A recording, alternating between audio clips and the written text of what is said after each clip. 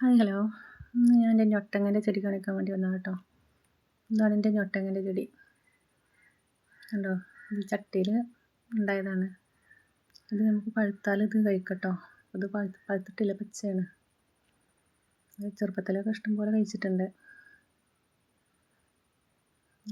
ആരെങ്കിലും കണ്ടിട്ടുണ്ടോ? ഞൊട്ടങ്ങ തിന്നിട്ടുണ്ടോ? ഇതൊരു കോവലിൻ്റെ വള്ളി ഞാൻ കുത്തിയതാണ്. അത് വള്ളി കയറി വരുന്നേ ഉള്ളൂ. അതിന്മേൽ ഒരു കോവലുണ്ടായി. ഇതുണ്ടോ,